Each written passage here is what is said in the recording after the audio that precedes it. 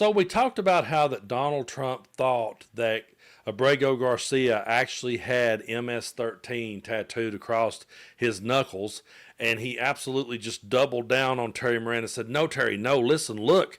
He had it on his knuckles, the letters MS-13. He had it on there, and he just kept pushing, and he even said, 'No, you said it's photoshopped. It wasn't photoshopped.'" I wonder behind the scenes who is trying to figure out how to put the toothpaste back in that tube. I would love to be a fly on the wall for that, because they're trying to figure out a way to spin it to where they can bring it back and say that's not what he really said, because that's been their game with him this entire time is, well, that's not what he really said, you misunderstood him. But there's really no way of misunderstanding that, because he just leaned into it full chested and just kept saying to Terry, no, he had them on there, they were there, they're there now. He just really doubled down. So it'll be interesting to see which new hoop they throw up in the mental gymnastics game to say, jump through this one, everybody. We won't be jumping through it because we're not that type of people. But the funny thing is, if he comes out tomorrow and says, I never said that, we can play both clips side by side and MAGA will still jump through whatever hoop that he asks. It's one of the craziest things that I've ever witnessed in my life. And it's kind of like one of those things where you just can't look away from it. You really can't look away from it, not only because it's just so bizarre and so crazy, but you also can't look away from it because of what's on the line right now and just how important this is and what an important moment we're at in American history.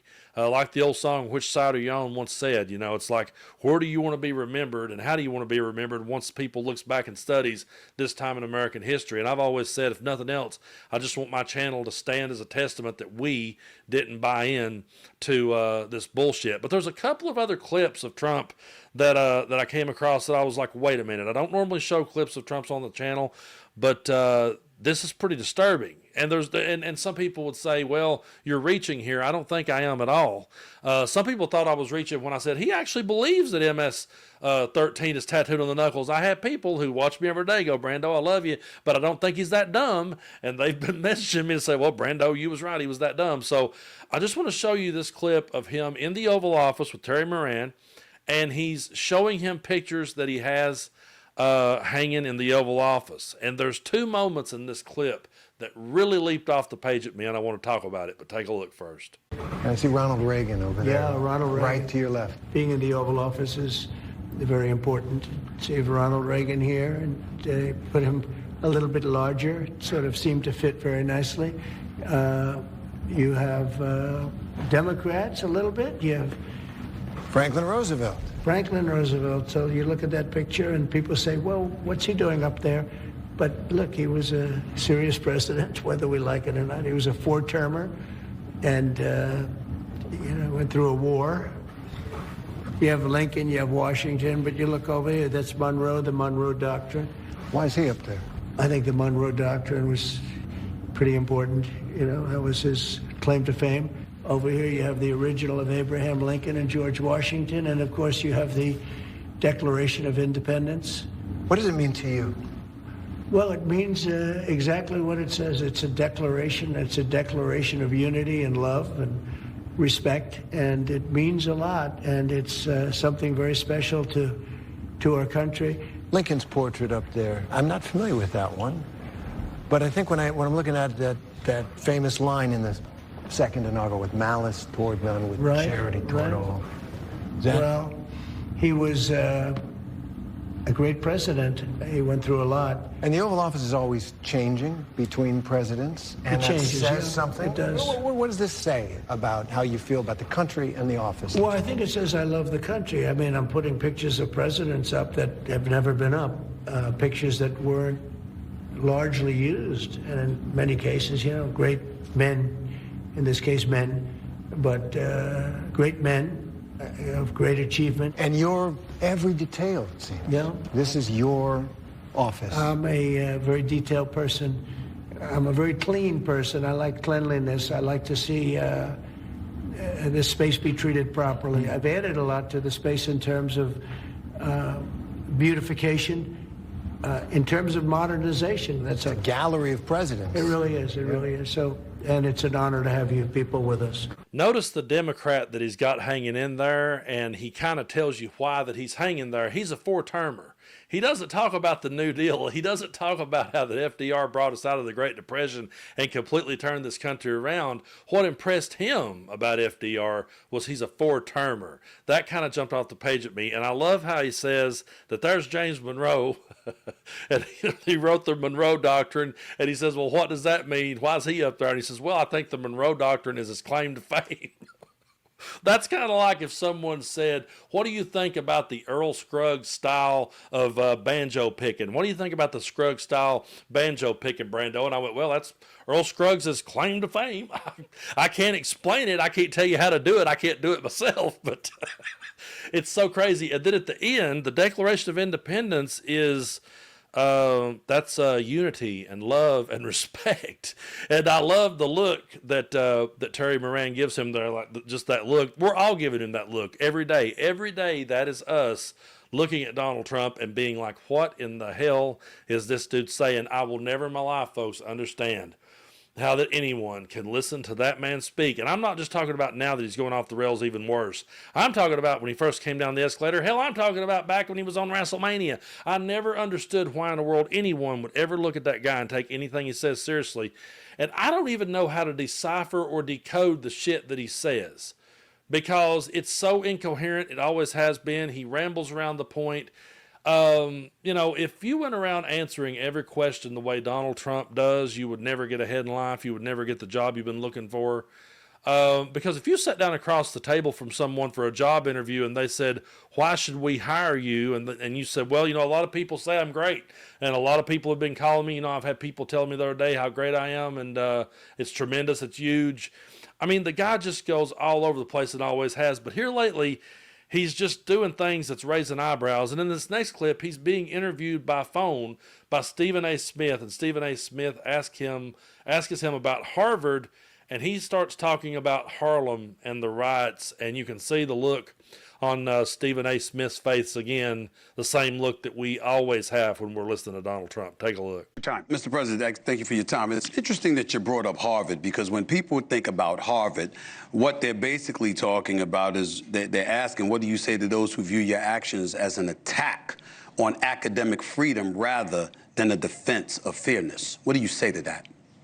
Well, I say this: we had riots in Harlem, in Harlem, and frankly, if you look at what's gone on, and people from Harlem went up and they protested, Stephen, and they protested very strongly against Harvard. They happened to be on my side. I got a very high black vote. You know that. Very, very high black vote. It was a very great compliment to me. I did criminal justice reform. I did opportunity zones for one of the greatest economic deals ever for the black and Hispanic community. I got tremendous. They agree with what I'm doing with respect to Harvard. Harvard gets 4 or 5. So in no way did he answer that question. He just starts talking about Harlem and the riots, and then he brings it around to, well, I got a lot of the black vote. A lot of black people voted for me, Stephen. How insulting is that? But how off the rails is all of this? And why won't anyone in MAGA stand up and say, yeah, maybe the 25th Amendment might be on the table in the near future, because this is really starting to get out of hand. Those of us on our side of the aisle had to own up to it and admit it, that yes, Joe Biden was not as quick as he used to be. And I said many times here on the channel, this isn't the same guy that debated Paul Ryan. This isn't the same Joe Biden. But where I would argue for Joe Biden all day, and the reason why I sat here and went to bat for Joe Biden, some people, I had friends, I had people who agrees with 99% of the things I said. It was like, Brando, you're going to have to quit going to bat for Joe Biden like this. You're going to have to start throwing him under the bus. And I said, listen, here's why that I will acknowledge that he's not as fast as he used to be, but I'm never going to throw him under the bus, and I'm going to hang with him. And if he'd have stayed in the race, I would have sat right here in this chair and I would have hung with him till the bitter end. And the reason why is because he's not batshit crazy. Okay? He's not a threat to American democracy. He may have slowed down. It may take him a minute to gather his thoughts. He may forget what it was he was saying and have to circle back to it, but he's not over here saying, I will be dictator on day one. He's not over here saying that I will, terminate the Constitution. He's not over here palling up to dictators and absolutely destroying relationships with allies. He did not orchestrate an attack on our nation's capital and have his followers show up there to beat people over the head. So to me, Joe Biden was, he was an older man. He acknowledged it. We all knew he was. He was an older man. He wasn't as fast as he used to be. But Donald Trump is an older man who is absolutely deranged. And I mean, there's no nice way to say this. I'm sitting here trying to figure out a way that I can tactfully say, but he's deranged. He's slipping completely off the rails, and these people have to be able to sit back and see it. And I really go back to something a friend of mine said years ago. He actually said it, I think, during Trump's very first year in office, the first go-around. He said, man, I just think these people are going to use him because he connects with people, and people are dumb enough to believe anything he says. And I believe they're just going to use him to sign as much stuff into place as they can until they finally just one day get rid of him themselves. They'll just find a way to invoke the 25th Amendment. He said that all the way back in like 17. And then when, Trump was voted out and we went on, I thought, well, maybe that's the end of it. But now that we're back, I think about that a lot, especially when I just see him holding up these executive orders.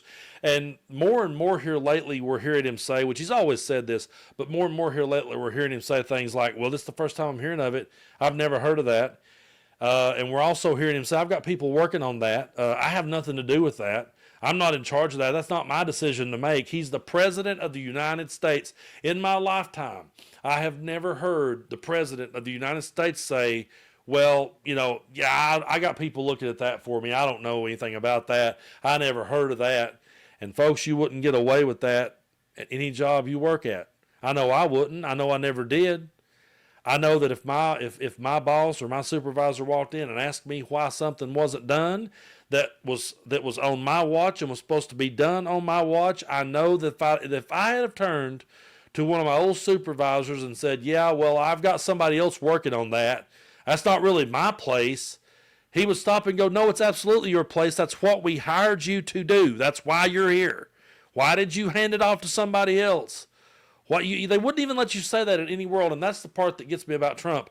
I've never in my lifetime seen a more pampered individual in all walks of life. People throws that guy softballs and just pats him on the back and tells him he's doing a good job. And when they all sit around in the circle at the table and just all sit back and just praise him to no end, it is some of the absolute sickeningest things I've ever seen. It truly is.